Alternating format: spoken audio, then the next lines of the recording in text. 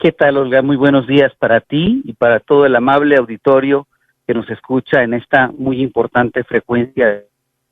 Efectivamente, hay un tema que acaparó la atención de los medios de comunicación, de los actores políticos, te diría yo también que de la academia, porque hay una reflexión muy profunda respecto de qué fue lo que pasó este fin de semana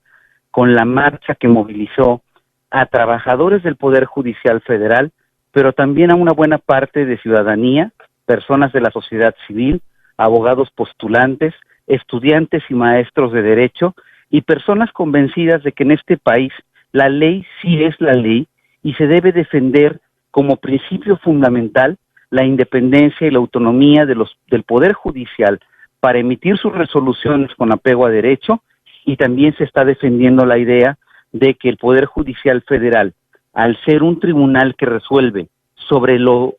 constitucional o no de los actos de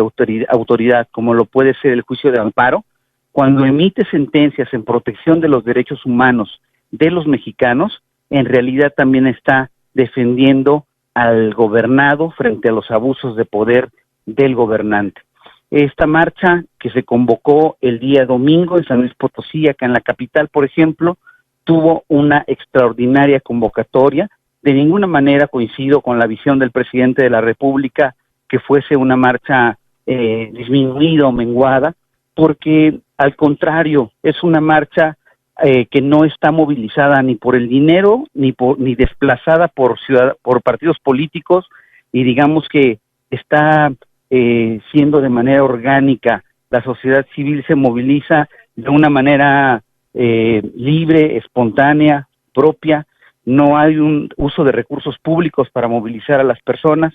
sino que llegan a su propio pie, y existe la libertad de decir al Poder Ejecutivo: esto es una vendetta en contra de la Corte, en contra del Poder Judicial Federal, porque no se han sometido a los dictados del Poder Ejecutivo, y eliminarle 13 de 15 fideicomisos, que es lo que detona la movilización, le hace un vacío presupuestal al Poder Judicial tal, Olga, que te voy a dar dos datos que le van a dar mucho contexto para entenderlo al auditorio. El presupuesto del Poder Judicial Federal representa el 1.4% del total del gasto de nuestro país. Y de ese 1.4% del presupuesto, que es nada respecto del total, muy poquito, el 85% lo usa el Poder Judicial pagando las remuneraciones de sus empleados, aproximadamente 56,000 trabajadores en todo el país. Es decir, al quitarle los fideicomisos, se le está dando un golpe brutal a la autonomía, a la libertad del Poder Judicial, se le asfixia presupuestalmente, se le debilita y se comete un atentado contra la división de poderes. Por esa razón fue tan importante salir ayer a defender a un poder que sí está trabajando, que sí da resultados, que sí está defendiendo los derechos humanos y que finalmente está poniendo un dique de contención en contra de los abusos de poder que se cometen en la dictadura de las mayorías en el Poder Legislativo y en algunos desplantes autoritarios que pasan desde Palacio Nacional.